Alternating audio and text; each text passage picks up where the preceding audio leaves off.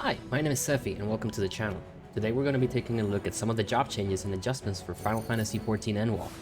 I'll be covering some of the details the team shared with us, as well as speculate a bit on some of the things we saw during the job changes trailer. So without further delay, let's get started. Since this is a preview of the actions, note that these are not all the changes, and that they are subject to change when Endwalker releases. First, we'll be taking a look at some general changes for tanks. Using defensive enhancements at optimal times will grant greater benefits. They didn't give any specific details, but I assume this is something similar to how Dark Knight's the Blackest Night spell works, where if you use a defensive cooldown to mitigate a certain amount of damage, a new action might become available to use. Additionally, ranged attacks will no longer break combos. First up in our tank list is the Paladin. Requiescat will now be equally effective regardless of remaining MP. Currently, the potency of the spell is increased the more mana you had when casting it, so that will no longer be the case, and it should always deal the same amount of damage. A new 3-attack combo that starts with Confiteor will be added. Intervene Gap Closer range increased to 20 yalms, up from 15. From the trailer, we can also see new animations for Sheltron and Spirits Within, which might indicate upgraded versions of these spells. Next we have Warrior. Stormside damage buff can now be triggered and extended by AoE combos. Onslaught and Upheaval will no longer drain the beast gauge. Onslaught has been adjusted to have 3 charges. Inner Release cooldown reduced to 60 seconds, and a new action will be available when using Inner Release.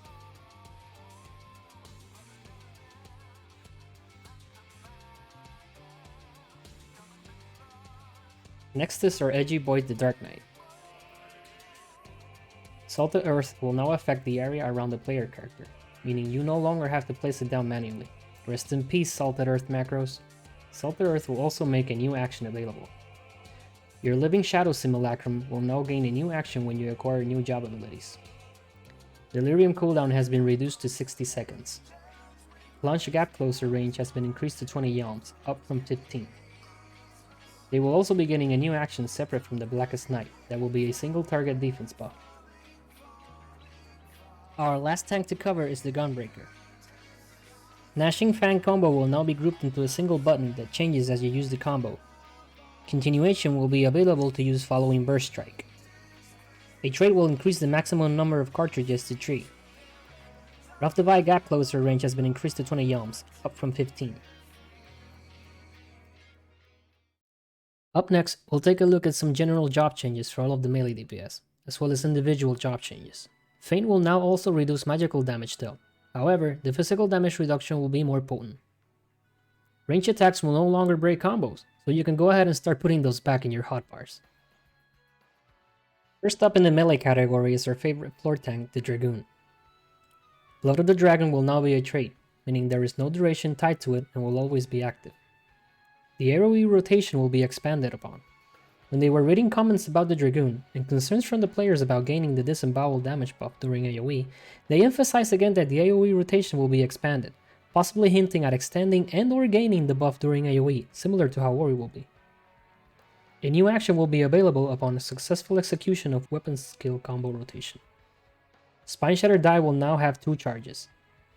And last, Lance Charge cooldown has been decreased to 60 seconds, and Battle Litany cooldown has been decreased to 120 seconds. Our next melee is the Monk. Chakras will now be unlocked at a lower level. Perfect Balance will now have 2 charges on a 45-second cooldown. When conditions are fulfilled, Perfect Balance will allow the execution of a new action, Masterful Blitz. The available Blitz changes depending on the weapon skills used during Perfect Balance. The mechanic seems to revolve around separately obtaining the Jing and Yang chakras with the skills used to then unleash a more powerful Blitz attack. Using a Blitz action seems to grant Form Shift. True Strike and Twin Fang positional requirements have been removed. Shoulder Tackle has been removed. A new action will be introduced in its place. This new action will have 3 charges and can be used to rush to enemies as well as allies. As such, it will not deal any damage. Next up is the Samurai. Buffs granted by Jinpu and Shifu can now also be obtained using AoE combos.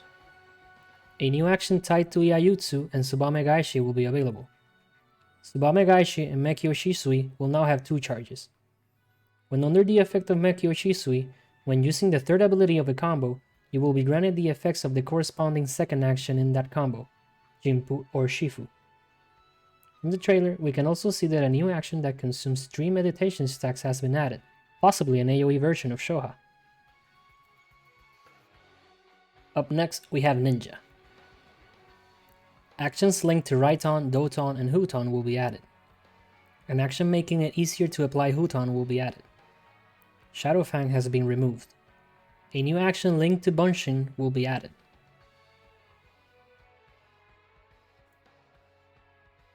Finally, we have our new melee DPS, the Reaper. The Reaper uses a scythe to attack in tandem with their avatar, and can serve as the avatar's vessel to unleash more powerful attacks. They are able to grant enhancements to party members. They have unique movement actions, portal-like gap closers where you can teleport either forward or back and then teleport back to the initial teleport location. The job HUD consists of Soul Gauge at the top and Shroud Gauge at the bottom. The Soul Gauge enables the use of actions tied to the avatar, and these actions charge the Shroud Gauge. The Shroud Gauge enables the Reaper to fuse with their avatar and use more powerful attacks. During the gameplay demo, while fused with the avatar, the GCD seemed to be lowered to around 1.5 seconds, enabling very fast gameplay.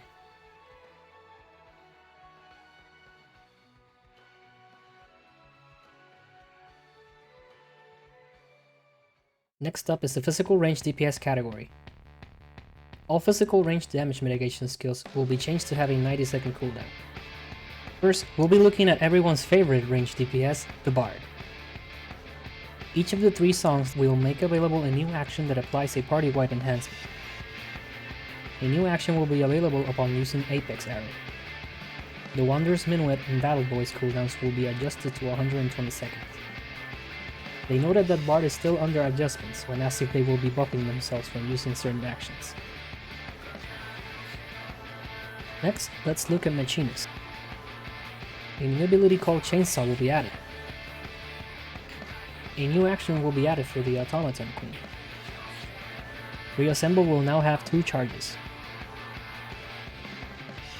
From the trailer, a new action using a shotgun can be seen. Our last physical range DPS is the Dancer. Weapon skill effects such as Flourishing Cascade will now be shared across single target and AoE skills. New actions will be available upon the execution of Technical Finish, Improvisation, and Deafening. There will be a usability improvement in dance steps, single target and multi-target combos, and so on. Esprit will be changed to be a guaranteed build. Now we'll be going over to the magical DPS role. Adol will now also reduce physical damage dealt. Magical damage reduction will still be more potent. First on our list is the BLACKMAGE. Enochian will become a trait that is automatically applied while under the effect of Astral Fire or Umbral Ice. Under certain conditions, swapping between Astral Fire and Umbral Ice will make new actions available. The duration of procs for Fire 3 and Thunder will be increased. Fire 2 and Blizzard 2 will be replaced with higher tier spells, and the AoE rotation will change. Chartcast has now 2 stacks. Up next is the Red Mage. A new action will be available upon execution of Scorch. Bear Flare, Bear Holy, and Scorch will be changed to AoEs, making them available as part of the AoE rotation. A defensive party-wide action will be added. The usage of black and white mana has been adjusted. Melee combo will cost less mana. Manification has been changed to grant enough mana for 1 melee combo. Engagement and displacement potencies will be the same. There will be adjustments for other spells, for example Mana Gain. Last on our list of magical DPS is the Summoner, which underwent significant changes. All actions applying damage over time effects will be removed. They will be able to summon Ifrit, Garuda, and Titan, and not just Aegis. After summoning Bahamut, you will receive 3 elemental properties or gems that can be used at your discretion to choose the desired summon. These gems will augment your abilities with elemental properties. These abilities will have different effects depending on the summon used. After using all of the elemental gems, you will be able to summon Phoenix and gain the elemental gems again after it's gone. From the gameplay, energy drain seems to proc 1-4. Last but not least on our list of roles is the healers. Let's look at some of the general changes for them. New actions that apply single target buffs will be added to each healer. Cast time for offensive spells will be reduced to 1.5 seconds to facilitate the weaving of abilities. Limit break area of effect range will be increased to 50 yalms. They will also be splitting healers into pure healers, white mage and astrologian, and barrier healers, scholar and sage. First up on our list of healers is the white mage. A functionally and visually distinctive restorative field action will be added. A higher tier of holy will be added and will contribute to the accumulation of lilies. Divine benison will be changed to a charge action. Fluid aura will be removed. Next up is the astrologian. Both diurnal and nocturnal sect will be removed. Basic healing actions will be adjusted to have the same effects as they would while under the diurnal sect, making astrologian a pure healer going forward. While under the effects of neutral sect, some barrier actions will become available. The effect of divination will be changed, and the seals will be used for new enhancements applied to self. Redraw will no longer be a charge action. It will become available once every time draw is used. A new AoE action that has healing and offensive capabilities will be added. Minor Arcana will undergo minor adjustments.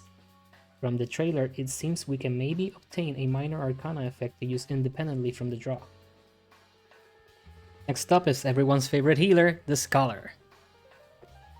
A unique job action which can enhance the party's movement speed during combat will be added. This action also reduces damage received by party members. They will also have a powerful single target buff added. And to finish off, we have our brand new healer, the Sage. The core mechanic of the job revolves around dealing damage that subsequently heals a designated party member. This ability is called Cardia, and is used to designate a party member that will be healed whenever the Sage deals damage with certain actions. The job gauge resources are used for healing, buffs, and offensive spells. The bar gauge will passively fill up, similar to white mage lilies, and is used for instant barrier heals. An action called Icarus will work similar to a gap closer. And that's gonna be it for my Endwalker job changes breakdown. I'm sure I must have missed some changes here and there, so let me know in the comments about any of them. Which job will you be maining at the start of Endwalker? If you like the content and wants to support the channel, consider dropping a like and subscribing. It really helps a lot. Thank you very much for watching. Take care, everybody.